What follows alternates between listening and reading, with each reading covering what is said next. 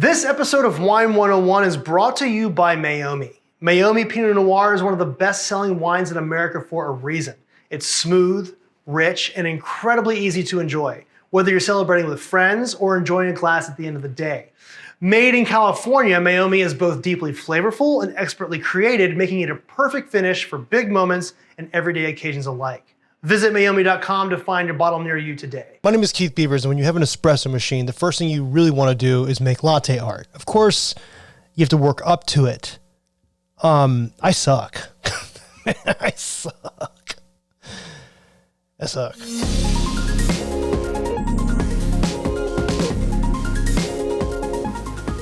In the 1870s in California, it was gold rush time. And a lot of people came from other places to California to make their money during the gold rush. George C. Yount, for example, did not. He made money on the gold rush, but he actually made money selling things to people that were doing the gold rushing. Meaning, here's the equipment you need. He made a bunch of money off that.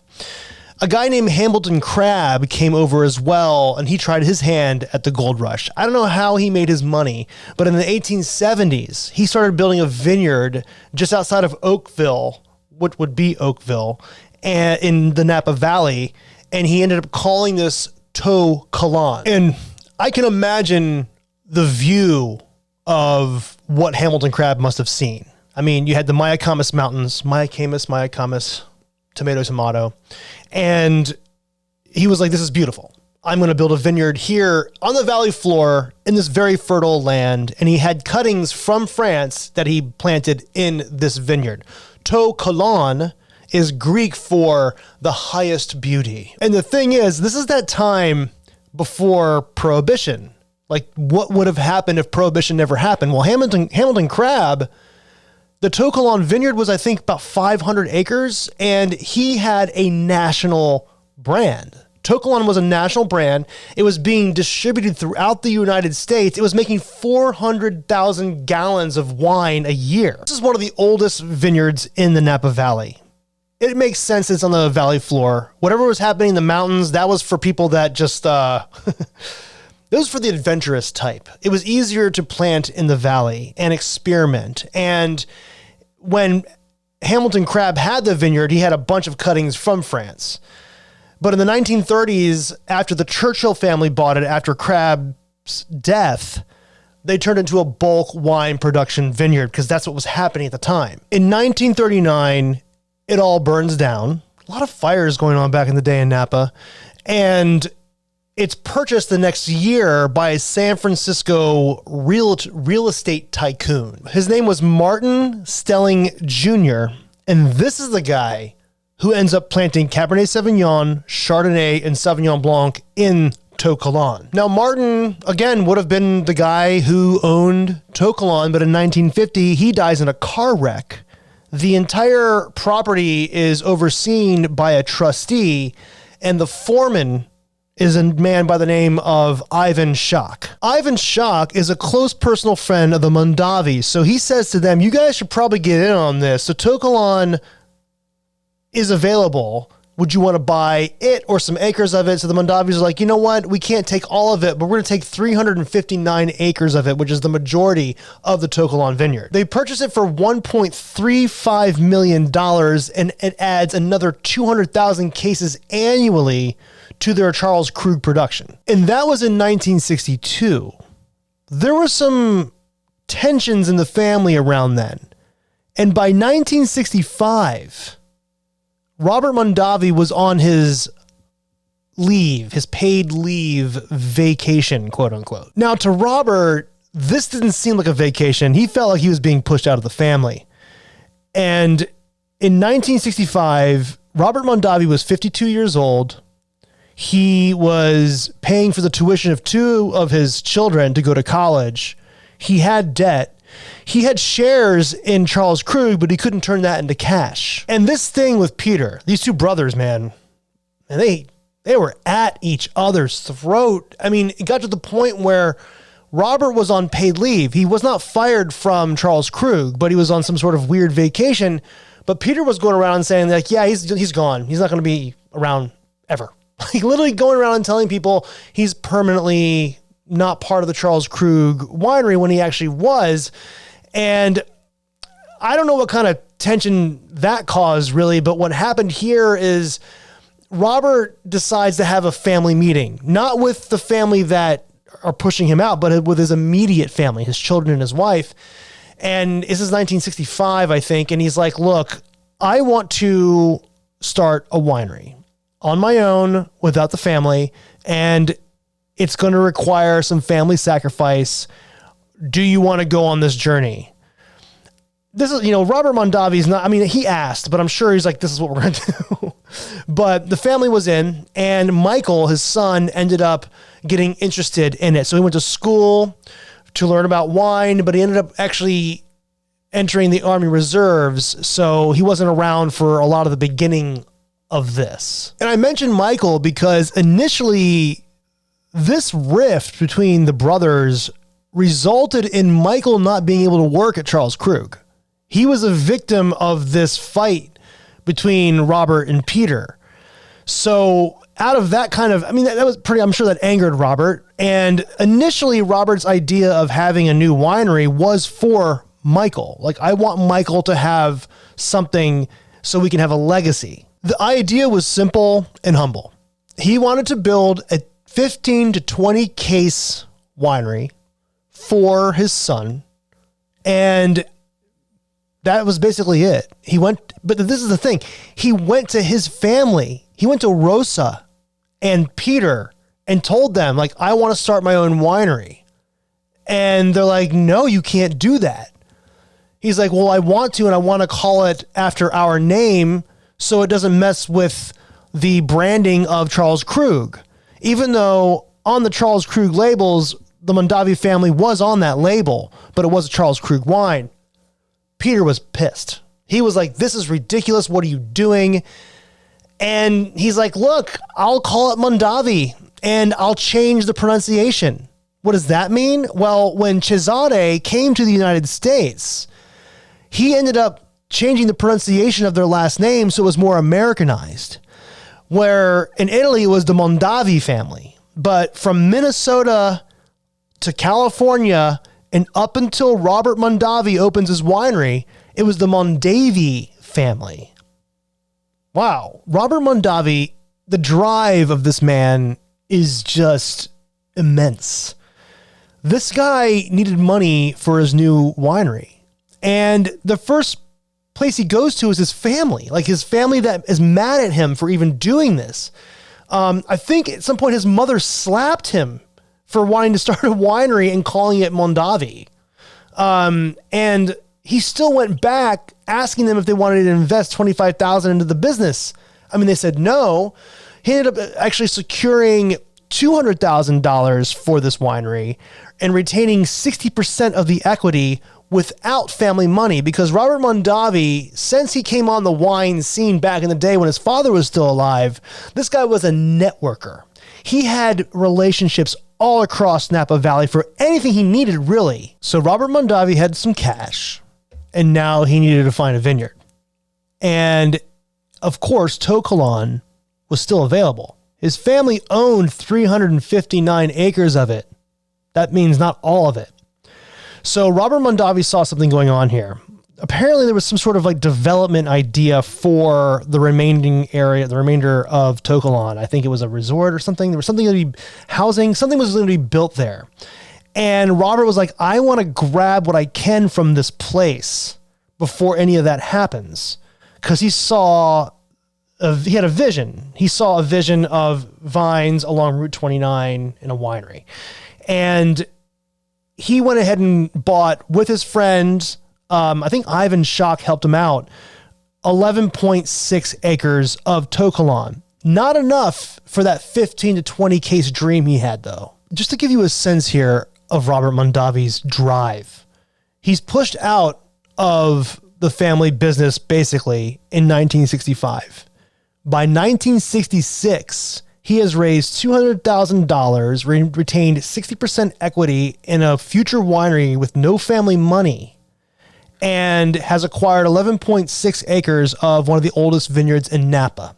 He now starts to basically design his winery. if you're a wine person, you might have seen the label of Robert Mondavi wine. If you're not a wine person, you still may have seen the Robert Mondavi wine label. On the Robert Mondavi wine label is what the winery looks like. It has an arch, it has a tower, it's up against the Mayacamas Mountains. It looks beautiful, it's low to the ground, and this was all intentional. Robert Mondavi hired a very famous designer at a time in California, in the 50s and 60s, when ranch-style homes were very popular. And that's what, I mean, you see it all over California now, but he was part of the inspiration of this sort of like trend in California design. And Clifford May was able to take that sort of trend he was promoting and put it into the design of the Robert Mondavi winery. Fun fact, he wasn't an architect. He was just a designer. But Robert had seen some of his work, didn't even really know who he was, saw some architecture he liked, called a newspaper who wrote about it saying, who's the guy who made that? Found that guy, flew down, talked to him, convinced him to design his winery. That's Robert Mondavi energy right there. But what we're seeing here is something new. A winery that's being built with a little more thought into it. When they were talking, the designer and Robert Mondavi said, this is something like, I want it to be my home. This is going to be my home. Even though he still lived on the Charles Krug property. But at this point, him and his wife couldn't even eat with the family. Like for lunch, even though there were board meetings and Robert Mondavi was still on the board, and after board meetings, Rosa would cook lunch for all the board members, but not Robert. Robert would go back to his house. Rosa would make lunch for the board members in her house and then take lunch outside the house, walk over to Robert Mondavi's house and give him and his wife lunch and not even eat with them and leave. It was like that bad. So when Robert was saying this, I think he was like, eventually I'm probably going to have to leave that property and this might be my new home. But with that conversation, Clifford May saw something. He's like, we're going to separate the private from the public. We're going to make it look like an estate. We're going to give you an arch. It's going to be low to the ground, make it feel homey, not kind of vaulted. There's going to be an old like sort of an Italian inspired tower there, but it's going to be humble like a home. And that's how the design of the Robert Mondavi winery came to be. And then, of course, being Robert Mondavi, he found a very famous artist to do the label, which was basically a landscape of the winery. Of course, that was after the winery was built. But this is how the winery came to be. The next thing he had to do was find a winemaker. A couple things were going on at this point. In 1964, one of the more well-known wineries in Napa, Inglenook Winery, one of the oldest and founded by Captain Gustav Neilbaum, was being sold. Not to another winery, not to a winemaker with like fervor, but to a large corporation or co-op. Because John Daniel, the current head of the winery there and the descendant of Neilbaum, didn't have any kids that wanted to take on the legacy of the winery, and he was getting old. And he's like, I'm just going to sell it. So he sells it to United Vintners, which is a large company, and it kind of sends shockwaves through the valley. Like, this is a corporate interest coming into the valley. And this is before the 1980s. So already in the 1960s, we're seeing corporate interest in the valley. I can't imagine that Charles Krug and Robert Mondavi weren't part of that. And speaking of John Daniel's kids not wanting to carry on the family business, this moment in the 1960s was a major generational shift in the winemaking families of the Napa Valley. With corporate interests coming into the valley, with Robert's son, Michael, in the Army Reserves, who wants to come back and make wine, Robert felt this sort of urgency in 65 and 66. He's like, I need to get my winery up and running so I can compete with whatever's coming. So Robert goes back to his friend, Andrei Chelichev, and says, hey, do you know any winemakers that are young and hungry and need a job? Because I need a winemaker. And Andrei Chelichev is like, there is a very talented winemaker who just left Sovereign Cellars. His name is Warren Winiarski. He's from Chicago, and I think he'd do a really good job for you. So, okay, Robert goes and finds Warren Winiarski and hires him as the first winemaker of the Robert Mondavi Winery, which hadn't opened yet. They were still under construction. Robert was buying equipment for the winery, and he hired Warren to make the wine. And Warren Winiarski was making wine at Robert Mondavi while the winery was being built, construction, everything. I mean, I understand the energy of starting a business venture and immediately wanting everyone to know about it, knowing that you probably should kind of hold off a little bit, but getting so excited you want everyone to know so you kind of get this thing off and running. Robert Mondavi was just like that. While the winery was under construction and Warren Winiarski is like on top of everybody making wine, Robert Mondavi gets an announcement, I think even a headline of the St. Helena, I think it was the St. Helena Ledger, in the local newspaper saying that a new winery is coming. The Robert Mondavi Winery is coming. And I think this is the first time it goes public. And the Mondavi family, that Charles Krug, loses their minds. Like, what are you doing? Now, this is all happening in like a little over a year. Robert's on his little vacation thing from his family. The tension in his family is growing. He asks for the family's blessing. They slap him. He asks for family money to invest in this new thing. They say no. Then he goes ahead and does it. They get mad.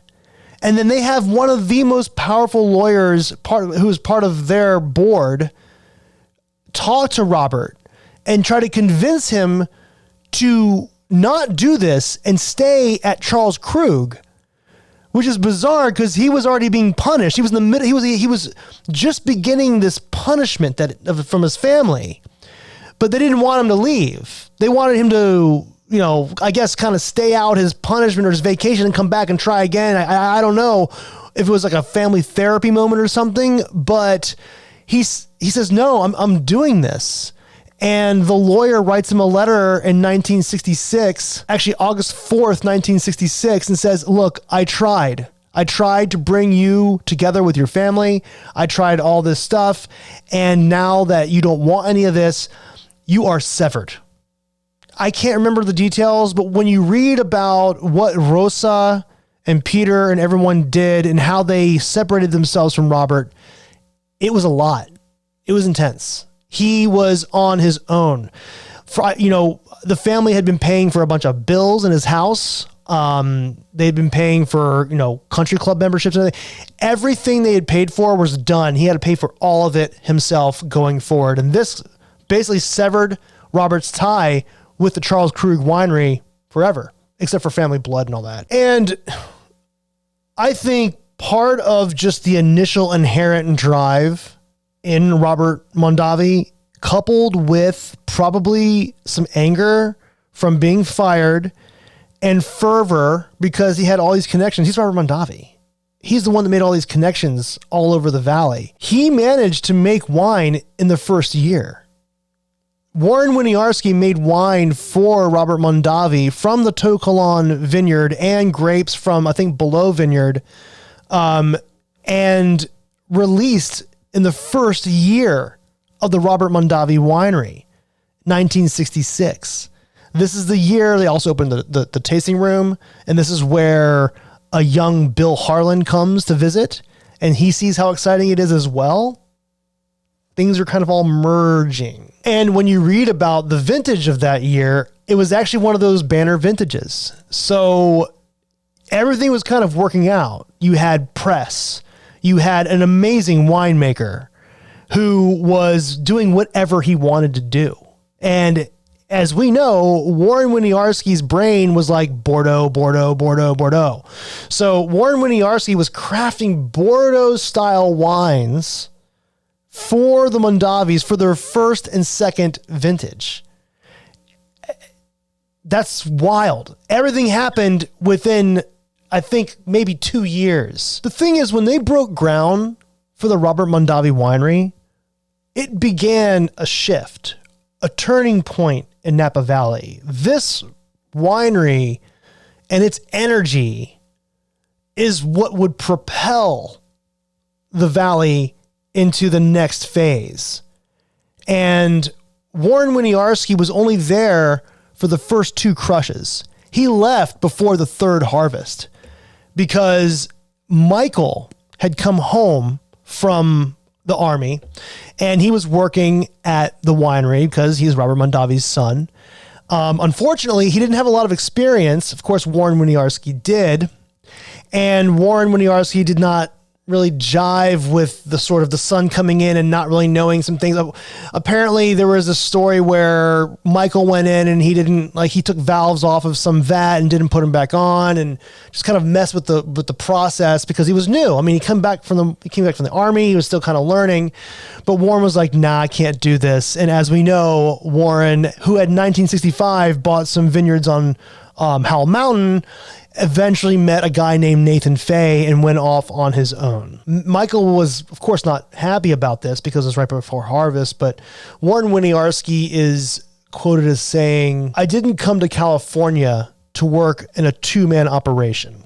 This is what he said when he was at Sovereign Cellars. So when he comes to Robert Mondavi as the head winemaker and then Michael comes on board, he's like, this is Sovereign Cellars energy. I'm out. Warren's out. Robert Mondavi needs a new winemaker. His son, Michael, apparently is still learning. So what does he do? He finds somebody from Below Vineyards by the name of Mike Gergich. Let's talk next week.